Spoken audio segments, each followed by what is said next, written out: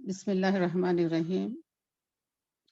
الحمد للہ رب العالمین والصلاة والسلام علی سید المرسلین امام المتقین قائد المجاہدین رحمۃ للعالمین وآلہ وصحبہ اجمعین رب اشرح لی صدری ویسر لی امری واحلل عقدۃ من لسانی یفقہوا قولی اما بعد آج سیرت طیبہ کا جو مبارک سلسلہ چل رہا ہے اس ہجرت کا تیسرے اور چوتھے سال کے کچھ مختصر احوال انشاءاللہ تعالی ہم سننے اور سنانے کی سعادت حاصل کریں گے۔ اللہ تعالیٰ اس کے برکت اور فیوز سے ہم سب کو مالا مال فرمائے۔ جیسے کہ پچھلے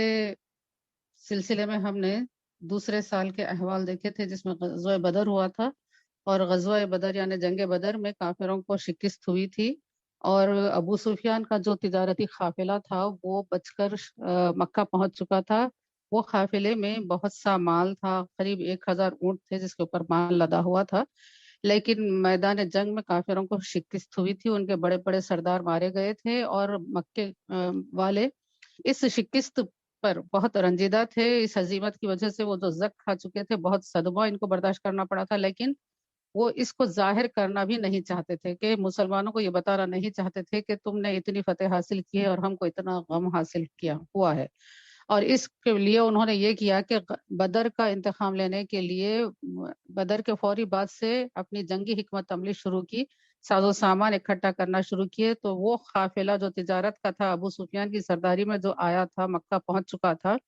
تو وہاں پر تمام لوگوں کو جن کا مال تھا قافلے میں، ان کو اس بات پر راضی کرا لیا گیا کہ یہ تجارت کا مال جو کہ 1000 اونٹوں پر لدا ہوا ہے، یہ سارا کا سارا مسلمانوں کے خلاف جنگ کرنے کے لیے استعمال کیا جائے گا، لہذا تم کو یہ ڈیفنس کے فنڈ کے لیے تم کو دے دینا ہے۔ تو تمام مشرکین اور نے اس بات کے لیے حامی بھری،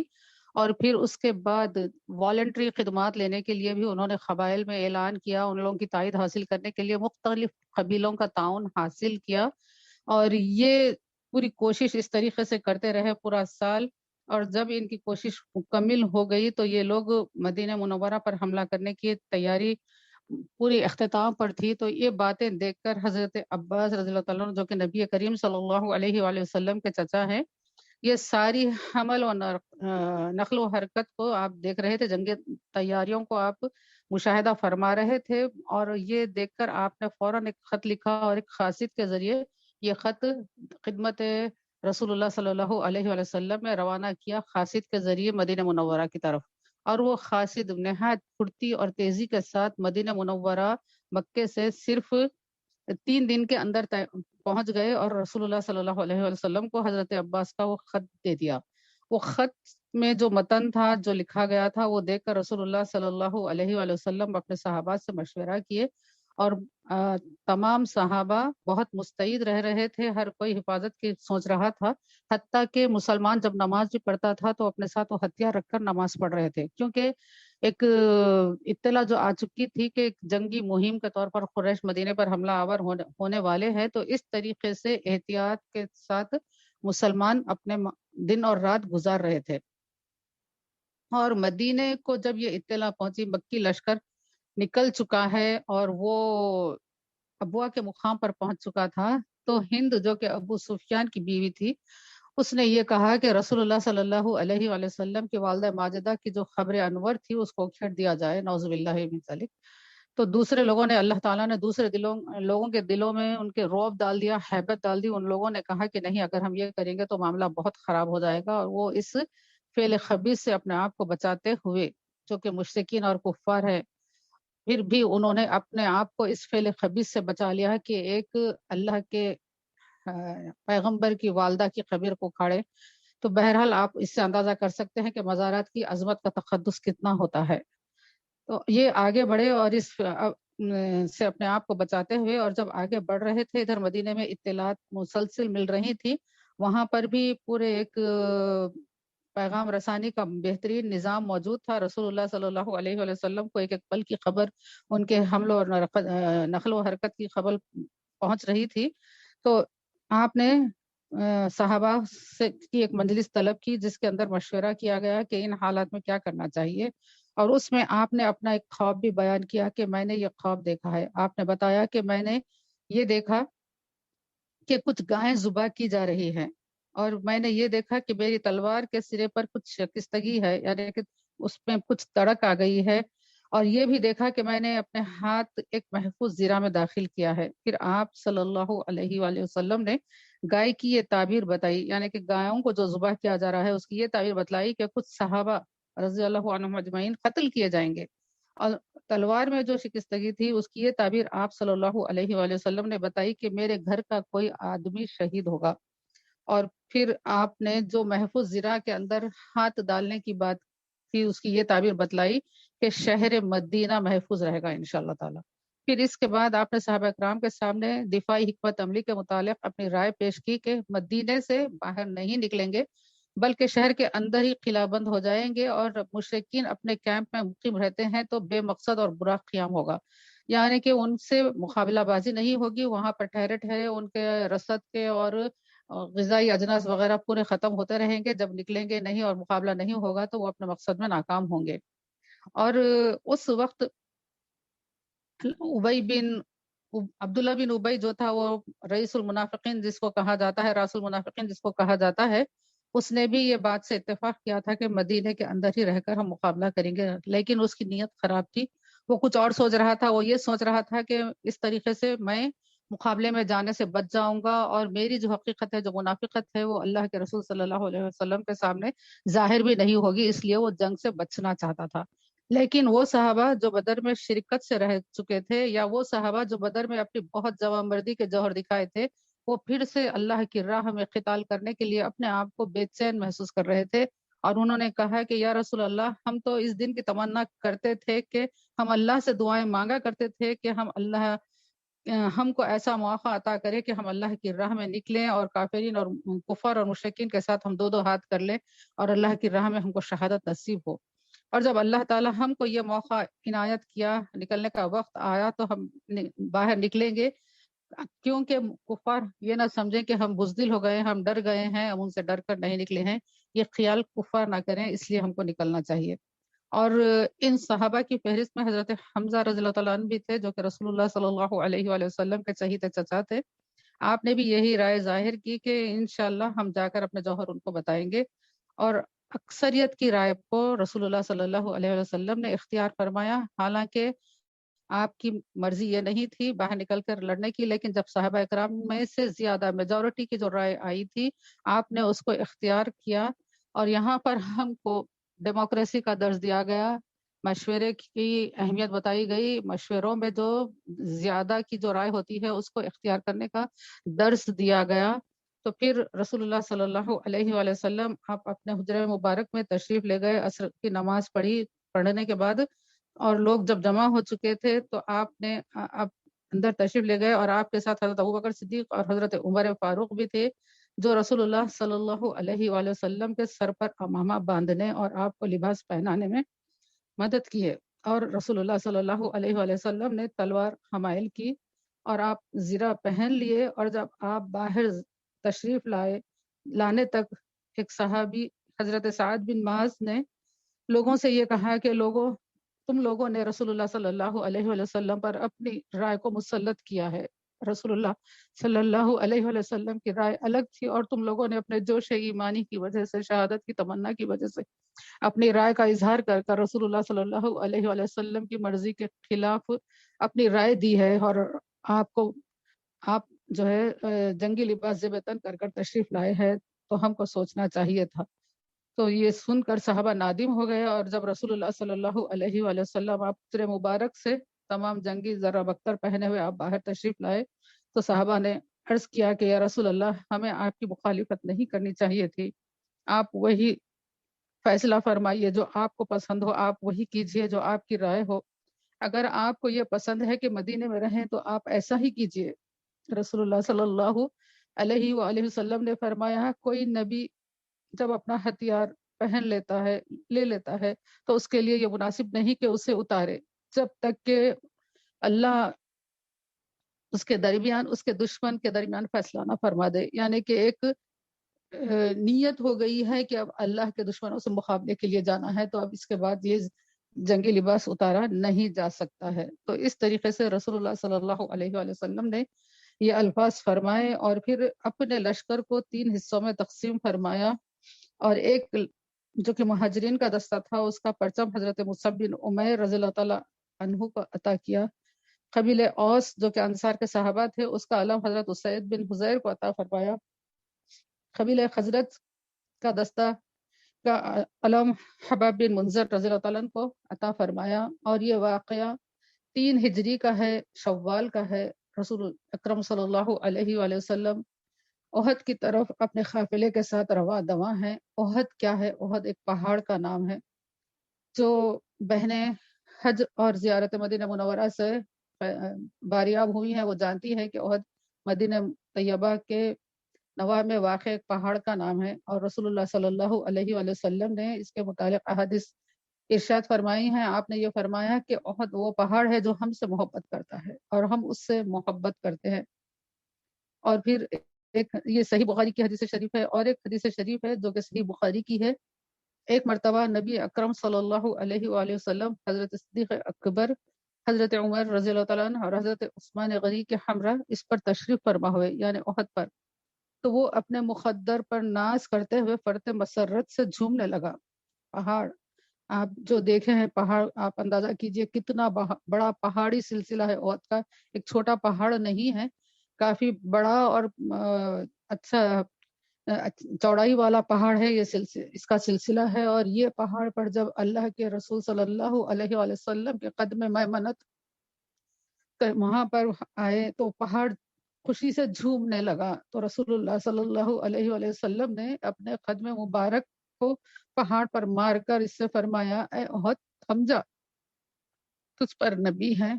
تجھ پر ایک صدیق ہے اور 2 شہید ہیں۔ اس طریقے سے رسول اللہ صلی اللہ علیہ وآلہ وسلم نے حضرت ابوبکر صدیق کی صدیقیت کا اور حضرت عثمان، حضرت عمر فاروق رضی اللہ تعالیٰ عنہ کی شہادت کی یہاں پر آپ اشارہ فرما دیا کہ یہ 2 شہید ہیں۔ اور نبی اکرم صلی اللہ علیہ وآلہ وسلم کے مبارک قدموں کی برکت سے اس ارشاد مبارک کو سن کر اسے قرار مل گیا، پہاڑ کو قرار مل گیا اور وہ سکوت کی کیفیت میں آ گیا۔ یہ معرکہ حق و باطل اسی پہاڑ کے دامن میں واقع ہوا۔ مسلمانوں کے اس کاروان حق کی تعداد 700 تھی، جس میں صرف 100 صحابہ کرام رضی اللہ عنہم زرہ پوش تھے، یعنی جنگی لباس پہنے ہوئے تھے، اور قریش کا لشکر 3000 افراد پر مشتمل تھا۔ یہاں پر 700 ہے، وہاں پر 3000 ہیں، جن میں 700 افراد زرہ پوش تھے، اور حق و صداقت کی راہ میں جام شہادت نوش کرنے والے صحابہ اکرام کی تعداد 70 تھی، جبکہ باطل پرستوں کی تعداد 30 تھی جو کہ جہنم رسید ہوئے۔ اس معرکے میں سید الشہداء حضرت امیر حمزہ رضی اللہ تعالیٰ عنہ کی شہادت بھی واقع ہوئی۔ آپ رسول اکرم صلی اللہ علیہ وآلہ وسلم کے چچا جان ہیں۔ معرکہ احد میں حضرت امیر حمزہ اپنی شجاعت وہ جواب مردی کے ساتھ اہل مکہ کے مقابلہ کرتے رہے۔ ہند بن عتبہ جو کہ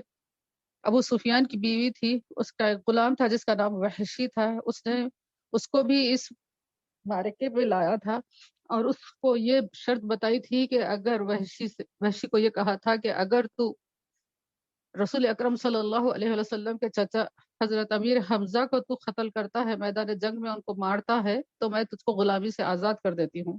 تو غلامی سے آزاد ہونا کتنا مشکل امر تھا اس زمانے میں، دیکھیے انسانوں کی کیا قدر و قیمت تھی۔ ان کو غلامی سے آزادی حاصل کرنے کے لیے ان سے کسی بھی قسم کا کام کروایا جاتا تھا، جام جوخم والے کام کروا کر ان کو غلامی سے نجات ملتی تھی۔ یہ غلامی کے تصور کو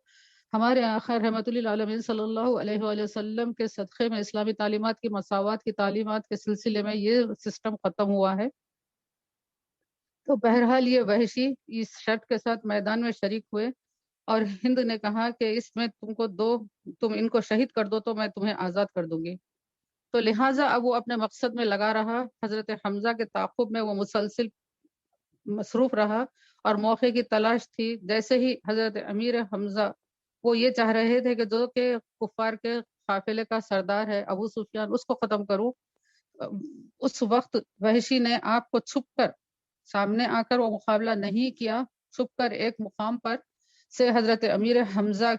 کے قریب جب وہ گزرے تو ان کے اوپر ایک نیزہ مارا جو کہ آپ کی ناف مبارک سے ہو کر پشت سے نکل گیا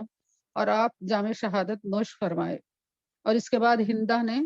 حضرت امیر حمزہ کی ناش مبارک کی بے حرمتی کی اور آپ کا شکم مبارک چاک کر کے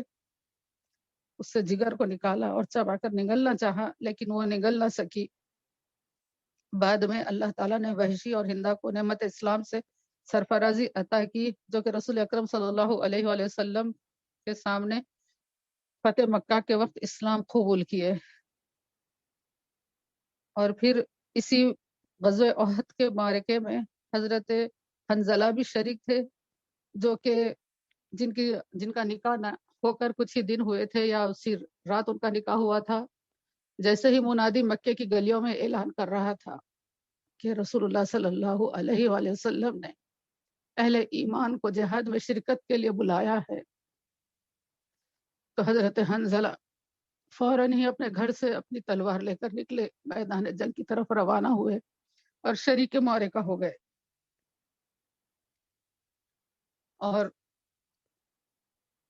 جب میدان جنگ میں کمی آئی، تھم گیا، تو رسول اللہ صلی اللہ علیہ وآلہ وسلم نے لوگوں کے متعلق دریافت فرمایا کہ یہ کہاں ہے، وہ کہاں ہے۔ پھر حضرت حنزلہ کے متعلق دریافت کیا گیا تو لوگوں نے آپ کو نہیں دیکھا، تو پھر رسول اللہ صلی اللہ علیہ وآلہ وسلم نے ارشاد فرمایا ان کے متعلق کہ فرشتے حنزلہ کو غسل دے رہے ہیں، میں یہ دیکھ رہا ہوں۔ حضرت حنزلہ کے متعلق دریافت کیا گیا۔ رسول اللہ صلی اللہ علیہ وآلہ وسلم، جو کہ حضرت عمر فاروق، حضرت صدیق اکبر کی صدیقیت اور آپ دونوں خلفائے راشدین حضرت عمر، حضرت عثمان کی شہادت کا آپ یہاں پر پیشن گوئی فرما چکے ہیں۔ آپ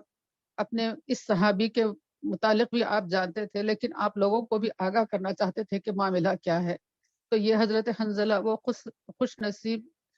صحابی رسول ہیں جنہوں نے رسول اللہ صلی اللہ علیہ وسلم کی منادی کی آواز پر اپنے آپ کو اپنے گھر سے نکال کر میدان جنگ میں پہنچا دیا اور کفار اور مشرکین سے مقابلہ کرتے ہوئے اپنی جان کی امانت رب العزت کے حوالے کر دیے۔ اور اللہ تعالیٰ یہ جانتا ہے کہ حضرت حنزلہ نے جنابت کے غسل سے فراغت حاصل کیے بغیر میدان جنگ میں شرکت کی تھی، اور اللہ کے رسول کی آواز پر فوراً ہی لبیک کہا۔ غسل جنابت کے لیے بھی انہوں نے اپنے آپ کو روکا نہیں۔ اللہ تعالیٰ نے بعض شہادت کے ان کو ملائکہ کے ذریعے غسل کا اہتمام فرمایا، اسی لیے آپ کو غسیل الملائکہ کہا جاتا ہے۔ یہ وہی حنزلہ ہے جن کے والد کو منافق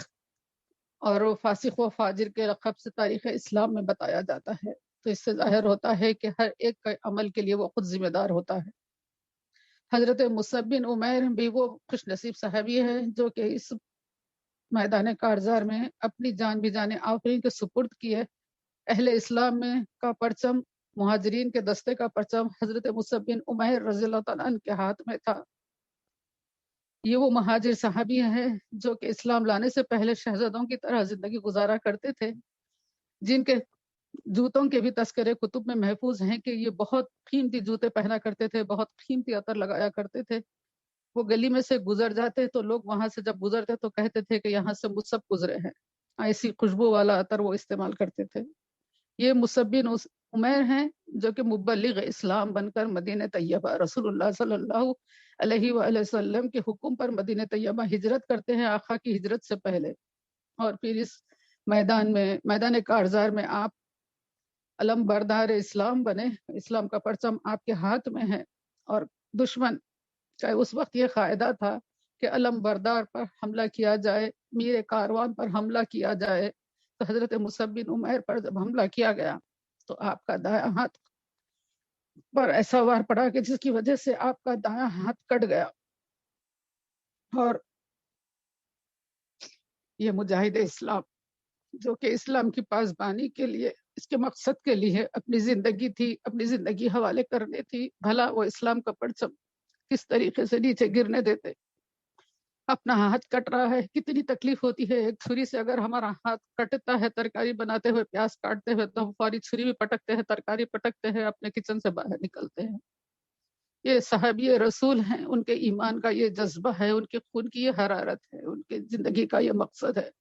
ہاتھ اپنے جسم سے جدا ہوتا ہے ہو جائے، لیکن میرے آقا کا دیا ہوا پرچم زمین پر گرنے نہ پائے۔ इस जज्बे के तहत वो अपने बाएं हाथ में परचम को ले लेते हैं और दुश्मन फिर ताक कर आपके बाएं हाथ पर भी वार करता है, जिसकी वजह से आपका बायां हाथ भी आपके जिस्म से जुदा होता है। लेकिन आपने परचम इस्लाम को जमीन पर गिरने नहीं दिया। आपने अपनी तूड़ी से अपने सीने के दरमियान उस परचम इस्लाम को लगा लिया। इस तरीके से आप परचम इस्लाम की हिफाजत का फरीजा अंजाम दिया, जो कि अल्लाह के रसूल ने आपके हवाले किया था। फिर उसके बाद आगे आकर एक सहाबी ने उस परचम को अपने हाथों में ले लिया। अंसारी सहाबिया का भी जज्बा बहुत था। एक सहाबिया थी, मुनाफिकों ने नबी अकरम सल्लल्लाहु अलैहि वसल्लम के शहीद होने की जब अफवाह फैला दी, तो एक अंसारी सहाबिया ने मदीने पाक से ओहद की तरफ निकल पड़ी और रास्ते में उनको किसी ने इत्तला दी कि उनके वालिद इस मैदान कारजार में अल्लाह के काम आ गए। तो उन्होंने कहा कि मुझको ये बताओ कि अल्लाह के रसूल सल्लल्लाहु अलैहि वसल्लम कैसे हैं। और ये कहते हुए ये जानने के लिए वो मैदान जंग की तरफ रवा दवा हैं, जानने के लिए कि मेरे आका सल्लल्लाहु अलैहि वसल्लम किस हाल में हैं, कैसे हैं। वो और आगे बढ़ रही थी दीवानावार। फिर किसी ने आपको बताया कि आपके शौहर भी इस काम में, इस जंग में काम आ गए हैं। तो फिर वही बेताबाना अंदाज है इन सहाबिया का। कहती है कि मुझको ये बताइए कि मेरे आका सल्लल्लाहु अलैहि वसल्लम कैसे। आगे बढ़ रही है, फिर किसी ने बताया कि अजी सुनते हो, तुम्हारा भाई भी इस मैदान में काम आ गया। तो वो बताती है कि खुदारा मुझको ये बताओ, मेरे आका हजरत मोहम्मद मुस्तफ़ा सल्लल्लाहु अलैहि वसल्लम किस हालत में हैं। तो उन्हें बताया गया कि रसूल अकरम सल्लल्लाहु अलैहि वसल्लम बखैर व आफियत हैं। तो अर्ज करने लगी, मुझे हबीब पाक सल्लल्लाहु अलैहि वसल्लम का दीदार करा दो, मुझे आपकी जियारत करा दो। जब वो इस सादत से बहरामंद हुई तो उन्होंने इत्मीनान का सांस लिया और कहा, या रसूलुल्लाह सल्लल्लाहु अलैहि वसल्लम, अगर आप सलामत हैं तो हर मुसीबत आसान है। आप सलामत हैं तो हर मुसीबत आसान है। आप सलामत है तो हर मुसीबत आसान है। मेरी बहनों, ये अंसारी सहाबिया, इनका इतनी कुर्बानी, वालिद गए हैं, भाई गए हैं, शौहर गए हैं, लेकिन अल्फाज ये है कि या रसूल अल्लाह, आप सलामत हैं तो हर मुसीबत आसान है। यहाँ पर हमको गौर करना चाहिए। शरीयत हमारी जिंदगी में सलामत है तो हर मुसीबत आसान है। शरीयत हमारी जिंदगी में है तो हम हर मुश्किल से मुश्किल मामले को हल कर सकते हैं। हर मुश्किल हमारे लिए आसान हो सकती है। इस जज्बे के साथ शरीयत को इख्तियार करने वाले अल्लाह ताला हम सबको बना दे। और इसी जंग ओहद का वाकया है जो कि नाते शरीफ में हमारी बेटी जुएया सुना रही थी कि हजरत कुतादा बिन नोमान रज़ियल्लाहु तआला अन्हु की आंख में तीर लग गया था, जिसकी वजह से उनकी आंख बाहर आ गई थी। और सहाबा की अकीदत रसूल अकरम सल्लल्लाहु अलैहि वसल्लम से कैसी है, ये मायूस नहीं हो जाते कि मेरी आंख निकल गई है, मैं तो हमेशा के लिए अपनी बीनाई से महरूम हो गया हूँ। बल्कि हजरत खुतादा अकीदत व एहतराम और ताज़ीम के जज्बात के साथ अपनी आंख अपने हाथ में लिए हुए रसूलुल्लाह सल्लल्लाहु अलैहि वसल्लम की खिदमत में हाजिर होते हैं और अपना हाल पेश करने लगे कि या रसूल अल्लाह, इस तरीके का मामला हुआ है। तो नबी अकरम सल्लल्लाहु अलैहि वसल्लम ने इरशाद फरमाया, ए खुतादा, अगर तुम चाहो तो सब्र कर लो, जन्नत तुम्हारे लिए है, अगर चाहो तो आंख लौटा दूं। तो हजरत खुतादा ने कहा, दो जहां के कौनैन से आका से, या रसूल अल्लाह सल्लल्लाहु अलैहि वसल्लम, यकीनन जन्नत बड़ी जजा और अजीम अता है। सरकार, ऐसा भी तो हो सकता है कि आप आंख भी लौटा दें और जन्नत भी अता फरमा दें। सरकार दो आलम सल्लल्लाहु अलैहि वसल्लम ने फरमाया, ठीक है। फिर आपने अपने दस्ते करम से आंख को उसकी जगह रख दी, तो वो आंख दूसरी आंख से ज्यादा रोशन व मुनव्वर हो गई। और नबी अकरम सल्लल्लाहु अलैहि वसल्लम ने उन्हें जन्नत के लिए दुआ भी फरमा दी। और ये भी हदीस की कई किताबों में ये हदीस शरीफ हमको मिलती है। और एक रिवायत में है कि हजरत कुतादा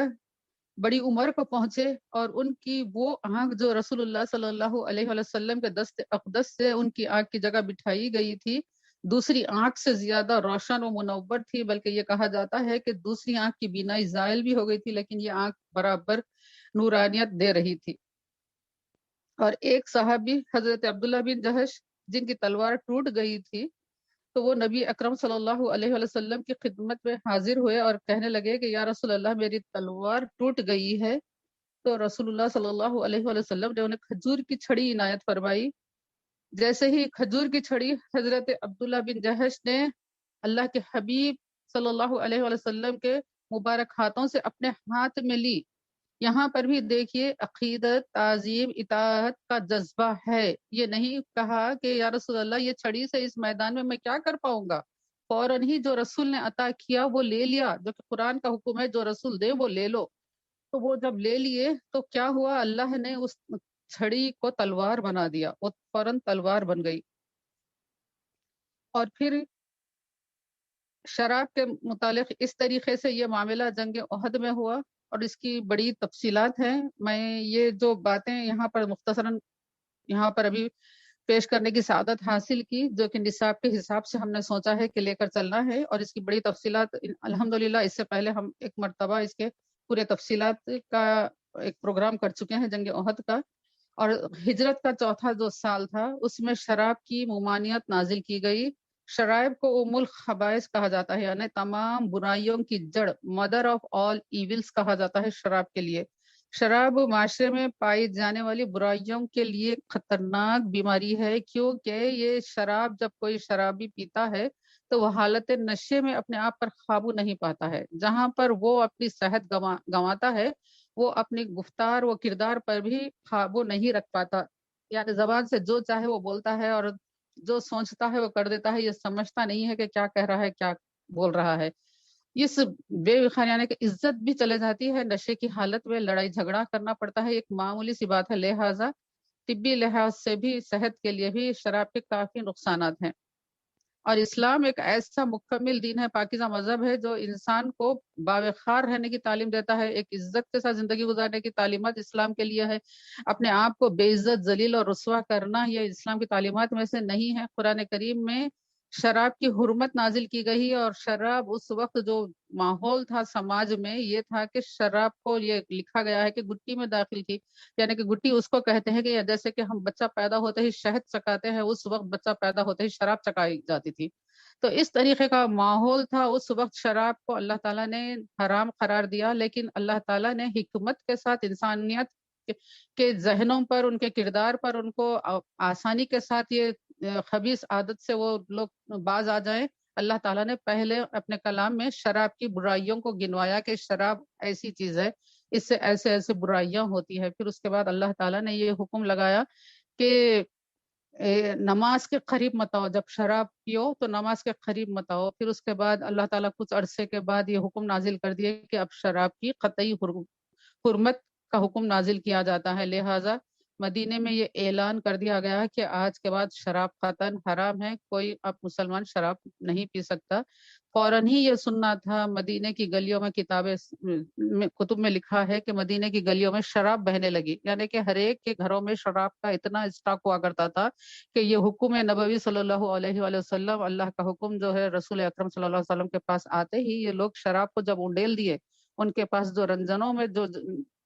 گھڑوں میں جو شراب تھی وہ جب لڑکا ہے تو ان کے گھروں سے نکل کر شراب جو مدینے کی گلیوں میں بہ رہی تھی اس کا تذکرہ کتب میں اس طریقے سے آیا ہے۔ تو بہرحال اس طریقے سے حکم آتے ہی اپنے ہاتھ کو ہٹا لیا، اور حتیٰ کہ یہ بھی لکھا ہے کہ جو ہاتھوں میں جام تھے، شراب کے پیالے تھے جو ہاتھوں میں، انہوں نے وہ شراب کو اٹھا کر منہ تک نہیں لے گیا، وہ شراب کے پیالے پٹک دیے، جو منہ میں تھے انہوں نے کلی کر دی۔ یہ اطاعت کا جذبہ تھا